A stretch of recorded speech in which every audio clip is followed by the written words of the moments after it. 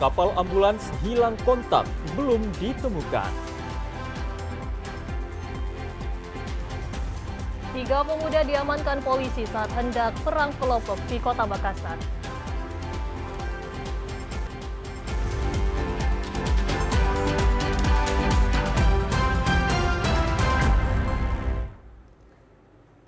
Saudara, Sulawesi Selatan hari ini kembali hadir menyapa Anda dengan sejumlah informasi menarik lainnya bersama saya, Farah Warsya. Dan saya Gatri Gamayanti, inilah Sulawesi Selatan hari ini selengkapnya.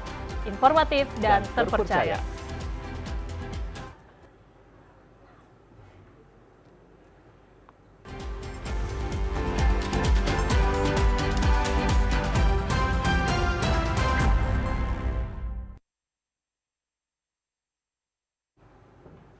Saudara, sebelum memasuki berita Sulawesi Selatan hari ini, kami mengucapkan selamat ulang tahun kepada Sulawesi Selatan ke 356.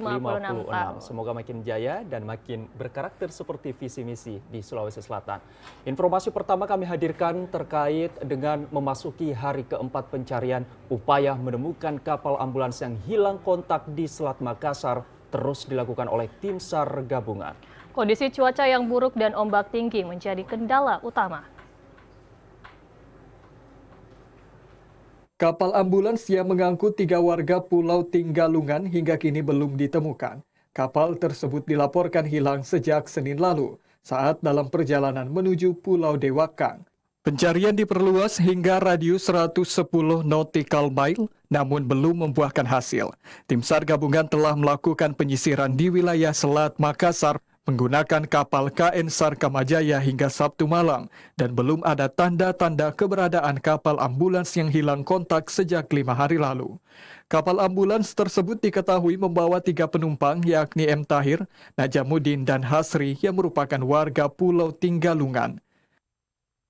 Kapal ambulans yang lost kontak di perairan Selat Makassar sekarang memasuki hari ke-4 yang dimana kita melaksanakan pencarian dengan menggunakan Kamajaya dan dibantu dengan potensi-potensi yang ada. Berdasarkan simulasi dari SARMAP, pencarian akan diperluas hingga menjangkau wilayah Pulau Langkoitang, Pulau Saujung, dan kembali ke Pulau Dewakang. Tim Basarnas juga telah menyebarkan informasi ke seluruh kapal yang melintas melalui STROP dan VTS Makassar agar segera melaporkan jika menemukan tanda-tanda keberadaan kapal ambulans tersebut. Aziza Teferi Sulsel melaporkan. Saudara, 3 pemuda diamankan aparat Polres Pelabuhan Makassar saat hendak melakukan perang kelompok di Jalan Cakalang, Kecamatan Ujung Tanah, Kota Makassar. Selain 3 pelaku yang sudah ditangkap, polisi juga tengah memburu 4 orang lainnya yang masuk dalam daftar pencarian orang. 3 pemuda diamankan anggota Polres Pelabuhan Makassar, inisial FS, IL, dan IWE. Dari tangan pelaku, polisi menyita sejumlah barang bukti berupa busur, parang panjang, tongkat karet, serta 1 unit sepeda motor. Aksi ini bermula saat kelompok IL bersama 4 rekannya mendatangi sebuah bengkel di Jalan Cakalang untuk mencari seorang bernama Raul. Setibanya di lokasi, pelaku langsung melepaskan anak panah ke arah lawan. Kelompok lawan yang sempat kabur kemudian kembali dengan membawa parang dan ketapel hingga bentrokan tidak terhindarkan. Personel Polsek Ujung Pandang bersama Polres Pelabuhan Makassar bergerak cepat mengamankan pelaku di lokasi kejadian. Wakapolres Pelabuhan Palopo, Kompol Sarjoko, mengatakan selain 3 pelaku yang sudah ditangkap, polisi tengah memburu 4 orang lain yang dimasukkan dalam daftar pencarian orang. Dari hasil penyelidikan, 2 pelaku FS dan IL diduga terlibat dalam perang kelompok di wilayah Kelurahan Layang dan Kandea beberapa waktu lalu. Untuk kronologis kejadian, pada hari Minggu tanggal 12 Oktober 2025 sekitar pukul 01.00 WITA personel Polsek Ujung Tanah Polres Pelabuhan Makassar menerima laporan dari masyarakat bahwa ada kelompok saudara IL umur 21 tahun di kelompok dari Jalan Tinumbu bersama 4 rekannya mendatangi sebuah bengkel motor di Jalan Cakalang untuk mencari seseorang bernama Raul. Ini diduga dari kelompok Layang. Menindaklanjuti laporan dari masyarakat tersebut, personil Polsek Ujung Tanah, Polsek Ujung Tanah bersama personil Polres Pelabuhan Makassar menuju lokasi kejadian dan langsung mengamankan saudara IL, FS, dan IW. Ketiga kini ditahan di Mapolres Pelabuhan Makassar dan dijerat dengan pasal berbeda.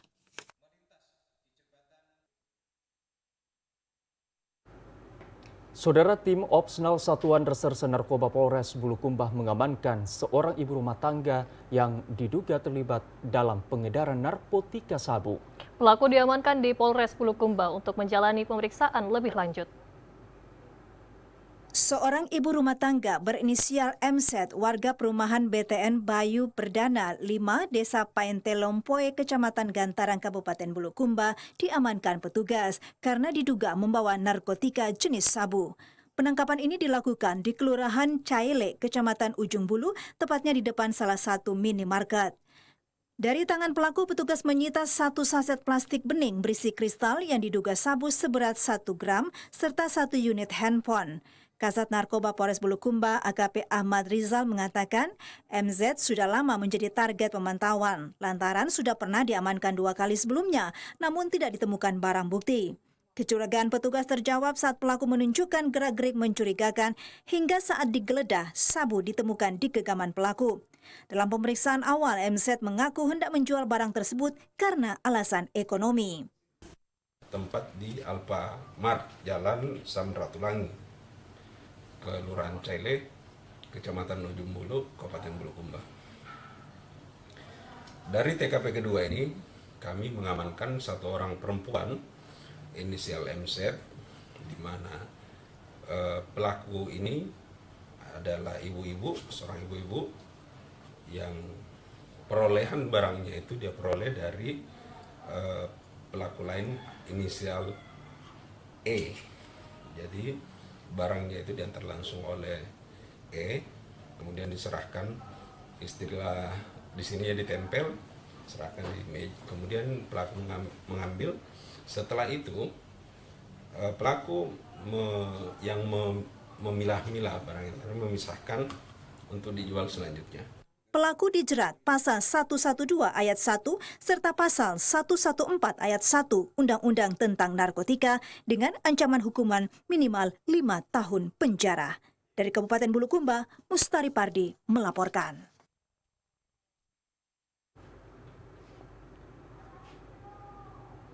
Saudara, tim Pegasus dari Satuan Reskrim Polres Jeneponto menangkap terduga pelaku pencurian emas. Dan pelaku ditangkap di wilayah Tamarunang, Kecamatan Binamu, Kabupaten Jeneponto. Seorang pemuda di Tamarunang, Kecamatan Binamu, Kabupaten Jeneponto ditangkap tim Pegasus dari Satuan Reskrim Polres Jeneponto. Pelaku sempat melarikan diri dan bersembunyi di kolong rumah warga namun ditemukan oleh tim Pegasus. Pelaku tidak memberikan perlawanan saat ditangkap dan dari hasil interogasi polisi, pelaku mengaku terlibat dalam kasus pencurian emas. Polisi masih terus melakukan penyelidikan dan pengejaran terhadap komplotan pelaku pencurian emas. Dari Jeneponto, Rakib Bella melaporkan.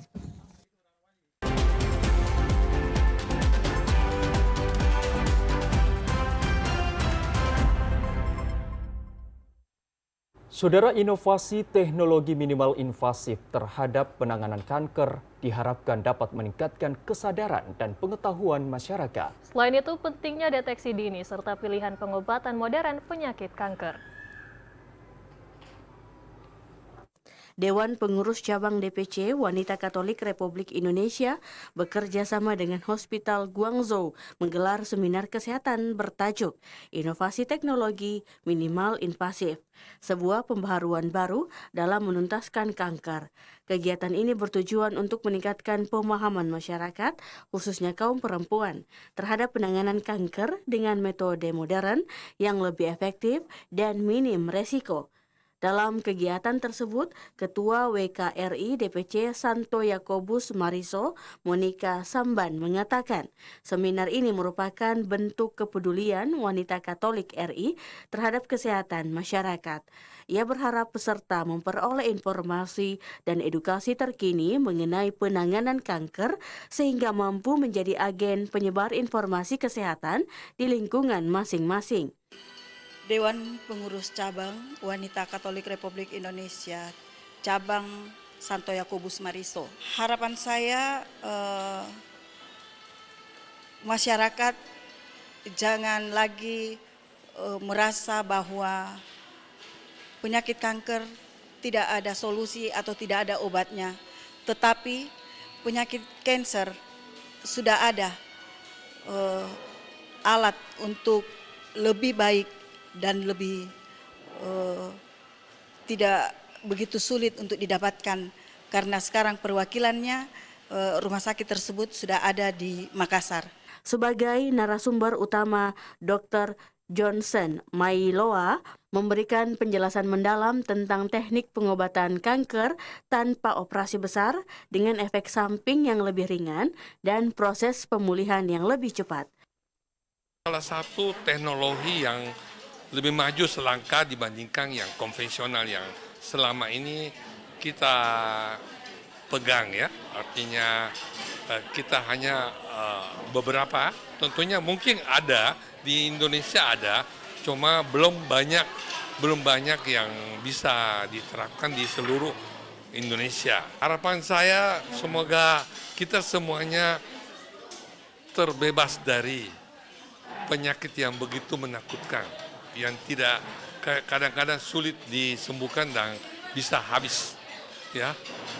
Itulah. Jadi saya harap dengan seminar ini kita lebih menyayangi tubuh kita lah, ya. Tentunya harus rajin untuk melakukan kontrol dan hidup yang sehat. Peserta seminar terdiri dari anggota Wanita Katolik RI, tenaga kesehatan, serta masyarakat umum.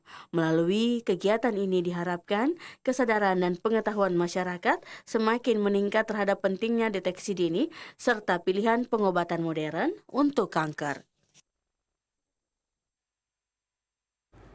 Himpunan Warga Bontotiro atau HWB Kabupaten Bulukumba Pusat Makassar resmi melantik dan mengukuhkan pengurus baru periode 2025-2030. Acara pelantikan yang berlangsung penuh kekeluargaan ini menjadi awal baru bagi Himpunan Warga Bontotiro untuk terus berkiprah dan berkontribusi positif. Himpunan Warga Bontotiro Kabupaten Bulukumba Pusat Makassar resmi melantik pengurus baru periode 2025-2030. Acara yang berlangsung penuh hikmat dan kebersamaan ini diawali dengan pembacaan doa oleh Abdul Rauf DP selaku Humas HWB Bulukumba. Pelantikan pengurus secara resmi dilakukan oleh Camat Bontotiro Kabupaten Bulukumba yang turut hadir bersama jajaran Pemda HWB. Ketua Umum HWB Dr. Naziruddin Pasigai berharap pengurus baru mampu menjalankan program kerja yang bermanfaat bagi anggota dan masyarakat luas. HW itu merupakan salah satu organisasi atau wadah yang digunakan untuk mengintensifkan silaturahmi dan kerjasama antara seluruh warga Bontotiro yang ada di Makassar dalam rangka untuk memecahkan berbagai problem-problem yang dihadapi agar mereka tetap eksis dan bersaing secara kompetitif dengan warga-warga masyarakat lainnya. Dan insya Allah kepengurusan 2025-2030 ini akan berusaha menempatkan himpunan warga ini sebagai mitra dari pemerintah daerah untuk menganalisis berbagai problem sosial yang dihadapi sekaligus ingin menawarkan solusi agar masyarakat Bulukumba, khususnya pada Kecamatan Bototiro itu bisa lebih banyak dan berkembang pesat. Dewan Penasehat HWB Profesor Andi Ahmad Ruslan meminta kepada seluruh pengurus baru untuk menjadikan organisasi ini sebagai wadah silaturahmi yang produktif, berorientasi pada peningkatan kualitas sumber daya manusia dan tetap menjunjung tinggi nilai kebersamaan. Himpunan warga Bototiro yang ada di Makassar ini merupakan salah satu organisasi yang bersifat kedaerahan ya. Karena kita ini terpencar-pencar dan seterusnya, sehingga menyatukan diri dalam wadah organisasi ini. Dan saya ditunjuk selaku penasehat, mau tidak mau, saya harus mengawal hal-hal apa yang akan dilakukan. Mengingat bahwa organisasi masyarakat itu memang dilindungi oleh undang-undang. Undang-undang nomor 16 tahun 2007 yang mengatur bagaimana organisasi sosial itu dapat berperan di samping menyatukan diri atau bersilaturahmi di antara para warga, juga bagaimana membantu pemerintah dalam mensukseskan pelaksanaan pembangunan khususnya di bidang sosial kemasyarakatan di Bulukumba khususnya dan di daerah-daerah lain pada umumnya dalam rangka mewujudkan Indonesia yang sejahtera. Acara pelantikan yang berlangsung penuh kekeluargaan ini menjadi awal baru bagi Himpunan Warga Bototiro untuk terus berkiprah dan berkontribusi positif bagi daerah asal maupun masyarakat perantauan di Makassar. Setahun pemerintahan Presiden Prabowo Subianto dan Wakil Presiden Gibran Rakabuming Raka, sejumlah sekolah swasta mengharapkan pengangkatan guru aparatur sipil negara di sekolah swasta. Momentum setahun pemerintahan Prabowo Gibran diharapkan menjadi saat yang tepat bagi Kementerian Pendidikan Dasar dan Menengah untuk merealisasikan pemerataan tenaga pendidik agar sekolah swasta tidak terus kekurangan guru setiap tahunnya. Setahun tepat pemerintahan Presiden Prabowo dan Wakil Presiden Gibran Rakabuming Raka, hari ini sejumlah sekolah swasta di tanah air berharap pemerintah pusat dapat mengangkat guru ASN dan pegawai pemerintah dengan perjanjian kerja atau P3K untuk ditempatkan di sekolah swasta. Harapan itu disampaikan oleh Muhammad Talib, guru SMK swasta YPPP, yang menilai kebijakan tersebut penting untuk mewujudkan keadilan pendidikan dan memperkuat sumber daya manusia Indonesia. Menurutnya, sektor pendidikan perlu dibangun secara merata dengan alokasi tenaga pendidik tidak hanya di sekolah negeri, tetapi juga swasta. Momentum setahun pemerintahan Prabowo Gibran diharapkan menjadi saat yang tepat bagi Kementerian Pendidikan Dasar dan Menengah untuk merealisasikan pemerataan tenaga pendidik agar sekolah swasta tidak terus kekurangan guru setiap tahunnya.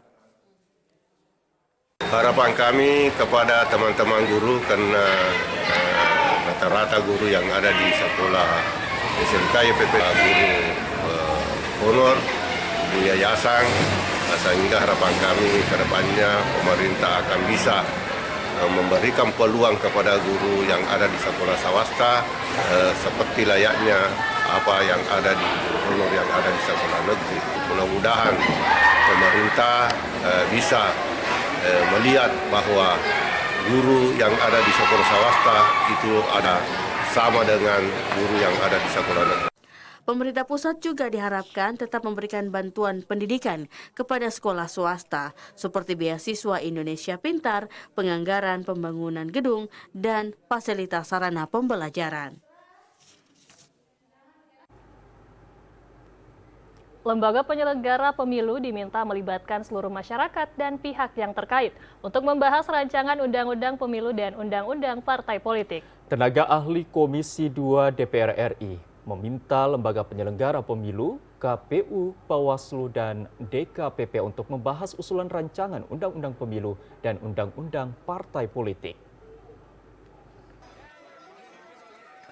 Tenaga ahli Komisi 2 DPR RI meminta lembaga penyelenggara pemilu, KPU, Bawaslu, dan DKPP untuk membahas usulan rancangan Undang-Undang Pemilu dan Undang-Undang Partai Politik. Tenaga ahli Komisi 2 DPR RI, Andi Sastrawati, mengatakan Komisi 2 DPR RI sangat mengharapkan lembaga penyelenggara pemilu di pusat, provinsi maupun di kabupaten dan kota untuk selalu membuka forum diskusi mengenai rancangan undang-undang pemilu dan undang-undang partai politik. Forum diskusi seluruh masyarakat, baik dari kalangan perguruan tinggi, organisasi masyarakat, organisasi keagamaan, organisasi kemahasiswaan, penggiat demokrasi, dan partai politik sendiri sehingga dapat memahami kondisi pemilu.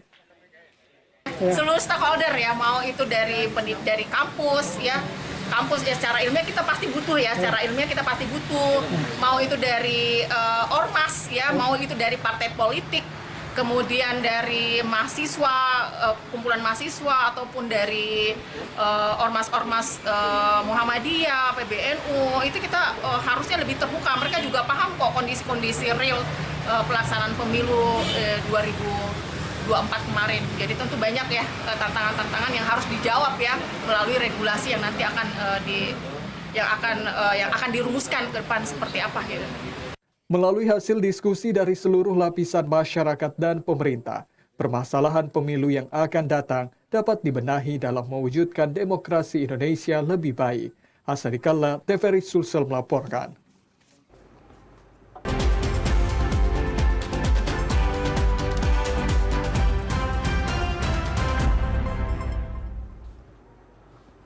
Saudara, prihatin dengan kondisi sekolah, relawan sosial sinergi Spirit Nabawiyah Community dan Wisbon turun ke lokasi sembari survei untuk menyalurkan bantuan pendidikan. Wahda Inspirasi Zakat atau WIS dipimpin Ricky Rinaldi bersama Spirit Nabawiyah Community memberikan sejumlah bantuan pendidikan seperti tas sekolah, ATK, Al-Quran, dan buku bacaan umum dan Islam. Sekolah Madrasah Sanawiyah Anugerah yang terletak di Desa Cingkang, Kecamatan Barebok, Kabupaten Bone, kondisinya sangat memprihatinkan. Sekolah yang berdinding kayu dan sudah rapuh ini dikhawatirkan rubuh. Atap bocor, lantai retak, jendela rusak, toilet yang tidak memadai, serta fasilitas belajar seperti meja, kursi, dan papan tulis yang sangat terbatas. Pembina dari sekolah yang berdiri sejak 2010 di bawah Kementerian Agama ini mengatakan belum pernah ada bantuan desa, hanya mengandalkan dana BOS yang dananya terbatas. Wahda Inspirasi Zakat WIS dipimpin Ricky Rinaldi bersama Spirit Nabawiyah Community memberikan sejumlah bantuan pendidikan seperti tas sekolah, ATK, Al-Quran, dan buku bacaan umum dan Islam. Diharapkan agar lebih banyak relawan, Kementerian Agama, atau lembaga sosial lainnya, serta pemerintah untuk bersinergi dengan merenovasi sekolah ini. Dari Bone, Syafri Aziz melaporkan. Saudara, program makan bergizi gratis yang menyasar anak sekolah di wilayah Kabupaten Pinrang berdampak ke sejumlah siswa yang menyimpan uang jajan sekolahnya untuk ditabung. Siswa Sekolah Menengah Pertama Negeri 4 Supa, Kabupaten Pinrang sangat berterima kasih atas program MBG yang sangat membantu untuk meningkatkan gizi. Siswa unit pelaksana teknis Sekolah Menengah Pertama Negeri 4 Supa, Suwendi mengatakan, sejak adanya program MBG dari Satuan Pelayanan Pemenuhan Gizi, siswa sekolah sangat gembira dan senang karena dapat menikmati makanan yang bergizi dan seimbang. Siswa Sekolah Menengah Pertama Negeri 4 Supa, Pinrang sangat berterima kasih atas program MBG yang sangat membantu untuk meningkatkan gizi, sehingga berdampak pada uang jajan sekolah yang diberi orang tua dapat disimpan untuk ditabung. Terima kasih Pak Prabowo atas makanan bergizinya. Awal sampai hari ini kami selalu menikmati dengan lahap dan terus semangat belajar dan menyisihkan uang jajan kami sehari-hari dan tidak membebani orang tua kami. Terima kasih Pak Prabowo. Program MBG sangat membantu mengurangi beban orang tua yang tidak mampu memenuhi kebutuhan gizi anaknya. Saudara, pengurus Masjid Kapal Munzalan Kabupaten Bulukumba menggelar aksi kemanusiaan. Kegiatan donor darah ini yang bekerja sama dengan unit transfusi darah Rumah Sakit Umum Daerah Andi Sultan Daeng Raja Bulukumba. Masjid Kapal Munzalan memiliki sejumlah program sosial, diantaranya sunatan massal, bantuan kepada tetangga sekitar hingga memuliakan para penghafal Al-Quran yang setiap bulannya disalurkan bantuan beras. Berlokasi di Masjid Kapal Munzalan, Tanah Beru, Kecamatan Bonto Bahari, puluhan warga antusias mengikuti kegiatan donor darah yang rutin digelar setiap 3 bulan sekali. Sebelum mendonorkan darah, para peserta lebih dahulu menjalani pemeriksaan kesehatan oleh tim medis dari RSUD Bulukumba. Setiap pendonor mendapatkan bingkisan berupa vitamin, makanan bergizi, dan cindera mata sebagai bentuk apresiasi. Pengasuh Masjid Kapal Munzalan, Haji Kardi, mengatakan, aksi ini berhasil mengumpulkan 37 kantong darah. Ia berterima kasih kepada para pendonor dan tim UTD RSUD Bulukumba atas kolaborasi yang terus terjalin. Kegiatan ini bukan hanya membantu pasien yang membutuhkan, tetapi juga menemukan kesadaran masyarakat tentang pentingnya berbagi demi kemanusiaan. Masjid Kapal Munzalan memiliki sejumlah program sosial, di antaranya sunatan massal, bantuan kepada tetangga sekitar, hingga memuliakan para penghafal Al-Quran yang setiap bulannya disalurkan bantuan beras. Itu dari pihak rumah sakit menyiapkan beberapa hadiah, cenderamata, sebagai ucapan terima kasih kepada orang-orang baik yang telah mendonorkan darahnya. Tentunya kami menghimbau, mengajak saudara-saudara yang hari ini belum ada kesempatan, ayo kita berdonor setetes darah yang kita persembahkan, sekantong darah yang kita berikan kepada saudara kita yang lagi butuh. Ini tentunya membuat sebuah kebahagiaan tersendiri bagi mereka yang pada saat butuh kita hadir. Haji Kardi mengajak masyarakat untuk terus berpartisipasi, karena sekantong darah yang disumbangkan bisa menjadi harapan hidup bagi sesama. Dari Kabupaten Bulukumba, Mustari Pardi melaporkan. Saudara, Kota Makassar mempromosikan wisata laut kepada dunia internasional melalui gelaran Makassar International Jet Ski Championship 2025. Kejuaraan ini diikuti atlet jet ski profesional dari 5 negara.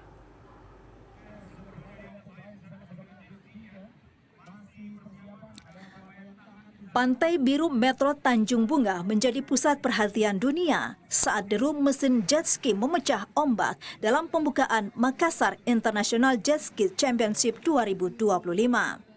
Event olahraga air bergengsi ini diikuti atlet jet ski profesional dari 5 negara, yaitu Malaysia, Thailand, Filipina, Jerman, dan Indonesia, serta komunitas jet ski dari berbagai daerah di tanah air, seperti Jakarta, Kalimantan, Sulawesi, hingga Papua.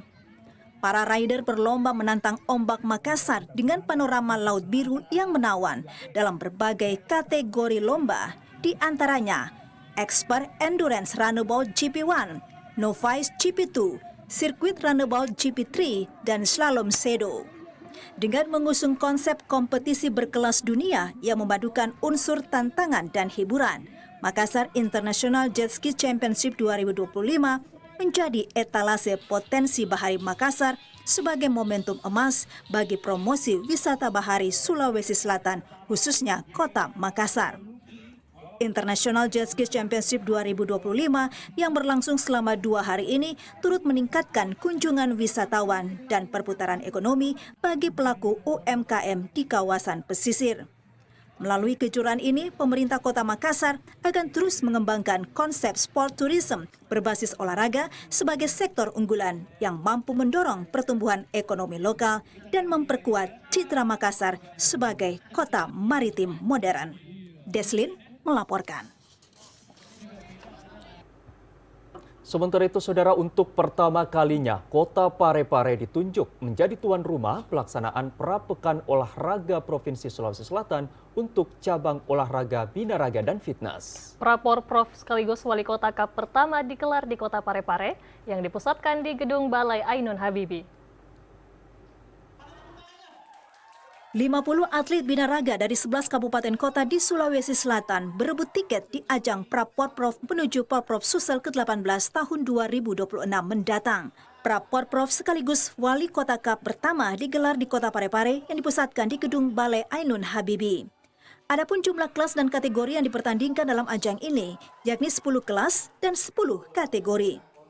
Ketua Persatuan Binaraga dan Fitness Indonesia, PBFI Kota Parepare, Rudi, mengatakan, ditunjuknya Kota Parepare sebagai tuan rumah karena menjadi kota peraih juara umum saat eksebisi Praporprov lalu.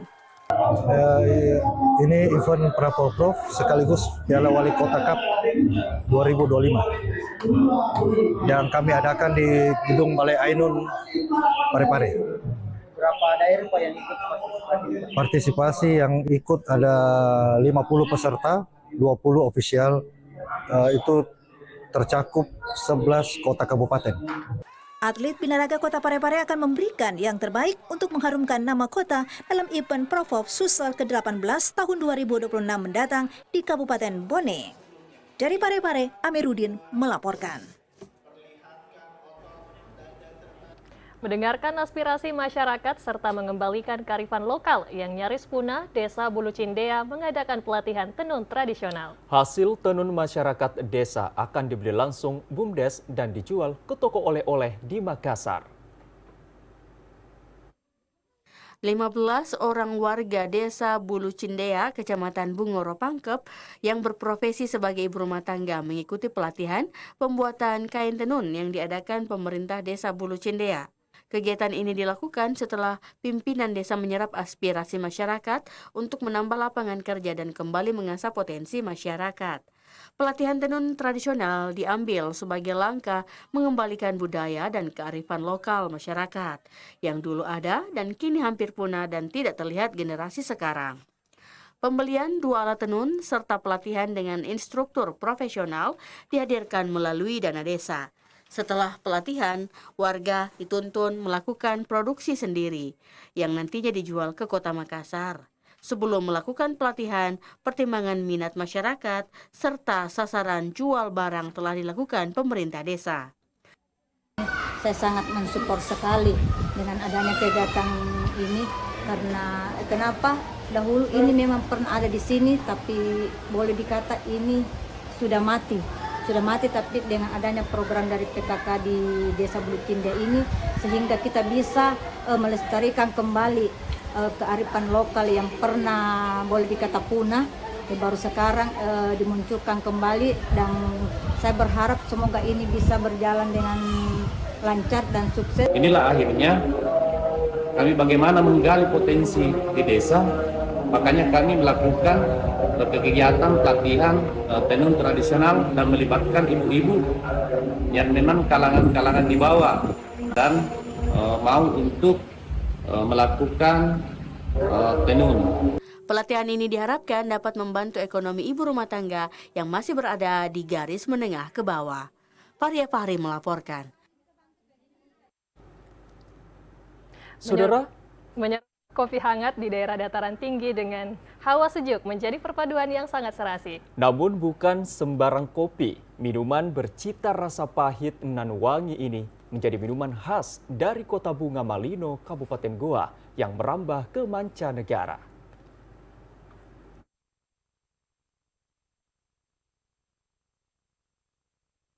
Pada ketinggian 1000 meter di atas permukaan laut, aroma kopi luwak yang harum dan lembut menjadi sajian utama di sebuah kedai sederhana milik Junanjar di Kota Malino, Kecamatan Tinggi Moncong, Kabupaten Goa. Tak seperti kopi pada umumnya, kopi luwak Malino melalui proses panjang dalam pembuatannya. Kopi berjenis ceri merah Arabica yang dipanen di Desa Topidi diambil untuk menjadi makanan hewan luwak. Biji kopi yang telah dimakan luwak kemudian dikeluarkan dari hasil akhir proses pencernaannya. Biji kopi ini kemudian diproses kembali, dicuci, lalu dikeringkan. Biji kopi yang telah kering kemudian dimasukkan ke dalam sebuah mesin roasting untuk menciptakan rasa yang khas. Selain metode menyangrai biji kopi yang tepat, gas 12 kg juga mengambil peran, sebab api dengan temperatur yang sesuai menjadi kuncinya. Hanya butuh waktu 30 menit, biji kopi luwak telah siap untuk dijadikan minuman yang menghangatkan. Menurut Junanjar, inovasi penggunaan gas LPG dalam proses produksi ternyata membawa berkah tersendiri. Selain lebih efisien dan ramah lingkungan, cara ini juga membantu Junanjar mampu menembus pasar ekspor. Tabung ukuran 12 kg tersebut dapat digunakan hingga 1 bulan. Berawal dari bisnis kopi luwak yang sangat unik, kami para UMKM mencoba menggali potensi yang ada di Malino itu sendiri, dan harapannya ke depan UMKM Goa khususnya Malino bisa berkembang lagi dan lebih dikenal oleh masyarakat luas khususnya. Penggunaan gas LPG non-subsidi tak hanya menyasar industri rumahan saja, namun juga sektor usaha, seperti kedai pembuatan kopi yang membutuhkan gas sebagai bahan baku untuk proses produksinya. Peruntukannya itu kami sasar kepada konsumen rumah tangga dan juga untuk konsumen di sektor usaha. Yang tentunya sektor usaha ini bisa juga untuk masuk ke tidak hanya sektor usaha kuliner saja, tapi juga berbagai macam jenis usaha yang memerlukan gas sebagai bahan baku untuk proses produksinya, untuk dapat digunakan oleh kawan-kawan yang memang memiliki berbagai macam jenis usaha. Kami sangat mendukung ya, apabila memang ada kawan-kawan dari sektor usaha yang di sisi kami sendiri juga akan terus memberikan upaya-upaya. Berkat nyala gas LPG 12 kg, kini kopi luwak racikan Junanjar telah menembus pasar mancanegara.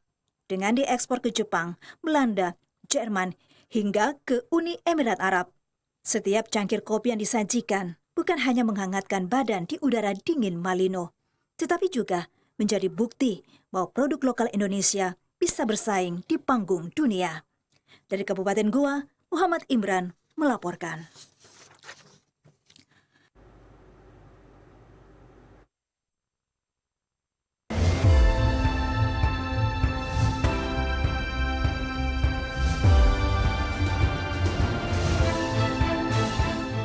Itu saya bersyukur karena suami saya biasa siap sedia. Ia hanya menjalani pengobatan seadanya. Tidak disangka peristiwa itu membuat kakinya tumbuh tidak normal.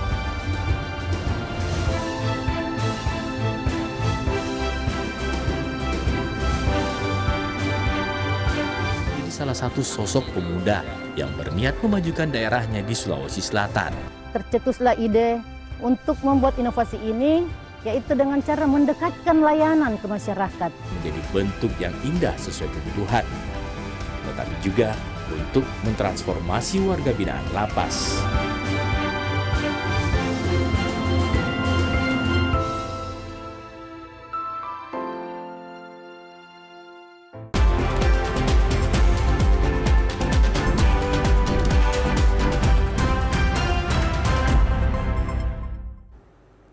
Ya, terima kasih Anda masih setia bersama kami dalam Sulawesi Selatan hari ini dan kita beralih ke informasi lainnya, Saudara. Wakil Gubernur Papua Barat Daya Ahmad Nasrau meminta pemerintah Kabupaten Raja Ampat untuk terus mengembangkan Festival Pesona Raja Ampat dan Festival Gemar Makan Ikan agar menjadi agenda wisata berskala internasional di masa mendatang.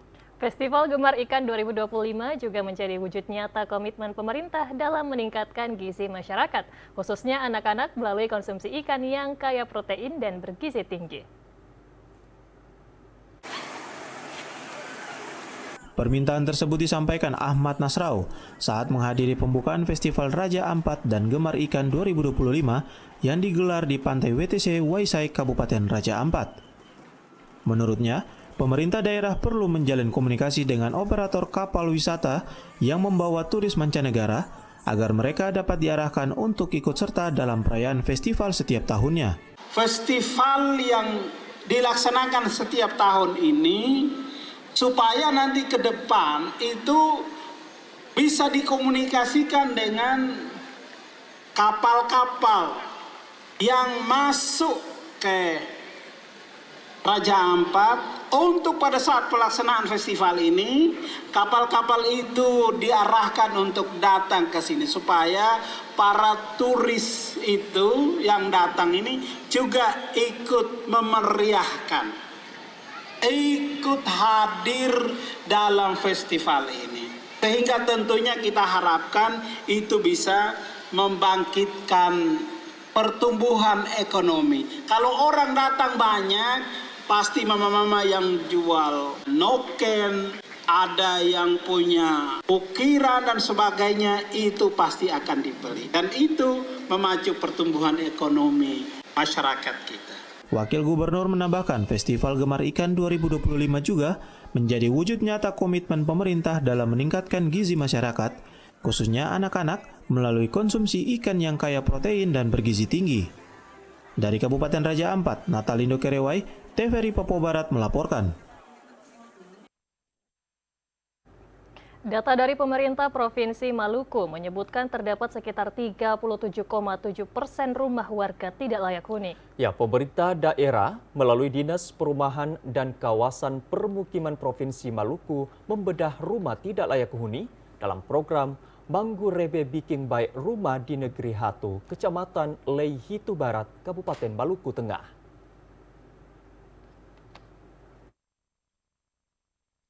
Gubernur Maluku Hendrik Lewerisa menyampaikan dari data yang diperoleh ada sekitar 37,7% rumah tidak layak huni di Provinsi Maluku. Olehnya sebagai langkah strategis meningkatkan kualitas hunian masyarakat, pemerintah Provinsi Maluku meluncurkan sebuah program unggulan bertajuk Manggurebe Biking Baik Rumah.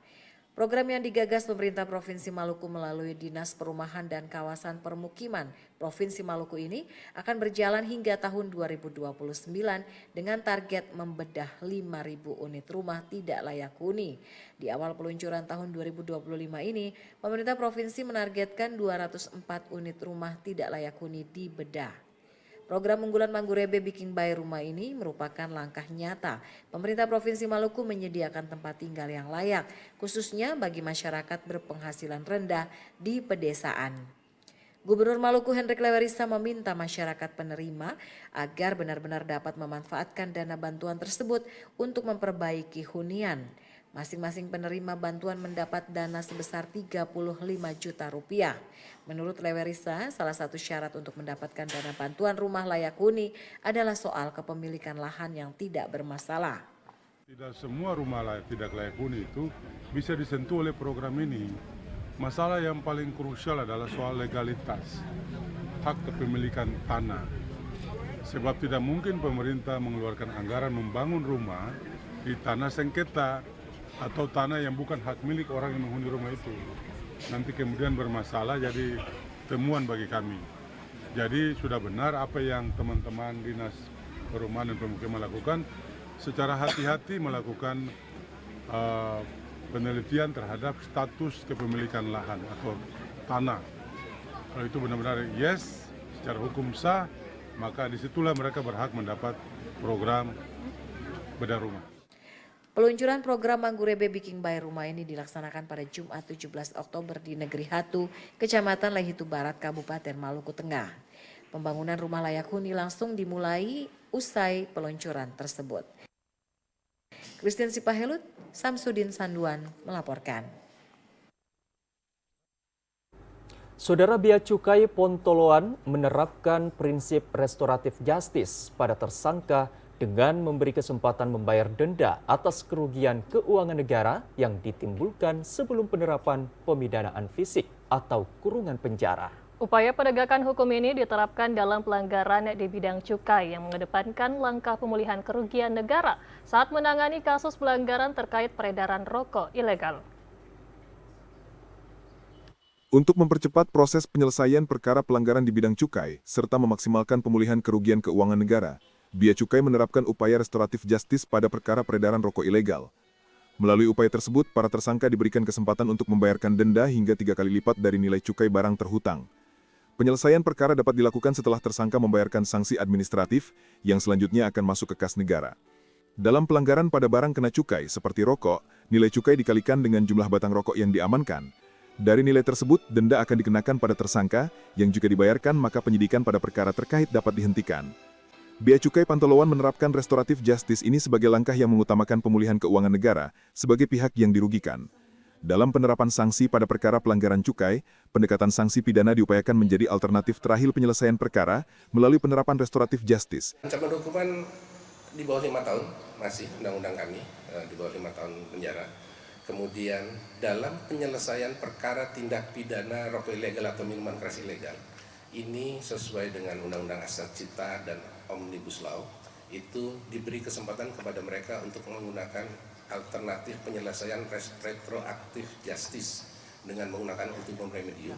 yaitu membayar denda sebesar 3 kali nilai terhutangnya. Biasanya mereka pilih yang 3 kali terhutang daripada masuk penjara. Cuman ada juga yang masuk penjara. Diharapkan dapat menjadi solusi dalam mengatasi pelanggaran di bidang cukai dan memberikan efek jera pada pelaku produksi dan peredaran rokok ilegal melalui sanksi administratif.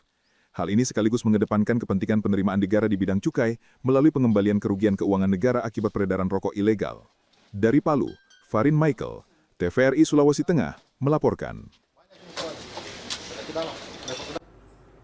Saudara, kondisi jalan Trans Sulawesi yang melintasi Desa Bungin Timbe, Kecamatan Petasia Timur, Kabupaten Morowali Utara, berlubang dan berdebu. Warga dan para pengguna jalan mengeluh karena kondisi tersebut dinilai membahayakan serta mengganggu aktivitas masyarakat.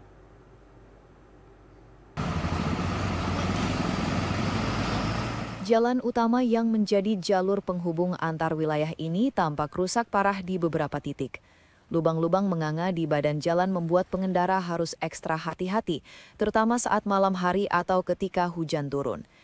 Pada musim kemarau, kondisi tak kalah mengganggu. Debu tebal yang berterbangan setiap kali kendaraan melintas menutupi pandangan dan mencemari udara di sekitar permukiman warga. Tak jarang, warga harus menutup pintu dan jendela rumah untuk menghindari debu masuk ke dalam rumah. Menurut keterangan sejumlah pengguna jalan, kerusakan ini sudah berlangsung cukup lama tanpa adanya perbaikan berarti banyak kendaraan roda 2 maupun roda 4 yang mengalami kerusakan akibat terperosok ke lubang jalan. Selain itu, beberapa insiden kecelakaan juga dilaporkan terjadi akibat kondisi jalan yang tak layak tersebut. Pengguna jalan menilai bahwa perbaikan segera sangat dibutuhkan untuk menghindari jatuhnya korban lebih banyak. Warga sekitar mengaku telah beberapa kali melaporkan kondisi ini kepada pihak terkait, namun hingga kini belum ada tindakan nyata. Mereka khawatir kerusakan akan semakin parah jika terus dibiarkan. Jalan ini juga menjadi akses penting bagi pengangkutan hasil bumi dan kebutuhan logistik masyarakat, sehingga perbaikannya dianggap mendesak demi kelancaran ekonomi warga setempat. Kerusakan jalan Trans Sulawesi di Bungin Timbe ini menjadi perhatian warga setempat. Mereka menanti aksi cepat pemerintah agar jalur vital tersebut kembali aman dan nyaman dilalui. Kami di Desa Bungin Timbe, untuk sementara ini kami sebagai warga memohon kepada pemerintah agar melakukan perbaikan. Ya, mulai dari perbatasan Tumpira sampai dengan perbatasan Desa Toara. Jadi harapan kami begitu sebagai warga Pak di Desa Bungin Timbe, mohon pemerintah agar lebih cepat melakukan perbaikan jalan. Pengguna jalan berharap pemerintah segera turun tangan memperbaiki jalan tersebut. Menurut mereka, perbaikan harus dilakukan secepatnya untuk menghindari korban kecelakaan yang lebih banyak. Dalam hal ini menyampaikan kepada pemerintah provinsi terkait kondisi Jalan Trans Sulawesi yang saat ini berada di wilayah Dusun 3, Desa Bungin Timbe, sudah sangat-sangat memprihatinkan. Olehnya itu, kami pemerintah Desa Bungin Timbe berharap bahwa pemerintah provinsi untuk segera menindaklanjuti terkait masalah kondisi jalan yang berada di wilayah kami ini. Kepala Desa Bungin Timbe juga menyampaikan berharap langkah nyata dari pemerintah daerah maupun pusat untuk segera memperbaiki jalan Trans Sulawesi di wilayahnya demi keselamatan pengguna jalan dan kenyamanan masyarakat sekitar. Jamie Kalembiro, kontributor TVRI Sulteng, melaporkan. Saudara, informasi tadi sekaligus menutup jumpa kita dalam Sulawesi Selatan hari ini. Mewakili seluruh kerabat kerja yang bertugas, saya Farwansyah. Dan saya Gatri Gamayanti juga mengucapkan selamat hari ulang tahun Provinsi Sulawesi Selatan yang ke-356 tahun. Dan saksikan terus TVRI Sulawesi Selatan setiap hari hanya di TVRI Sulawesi Selatan. Sulawesi Selatan hari ini, informatif dan terpercaya. Sampai jumpa.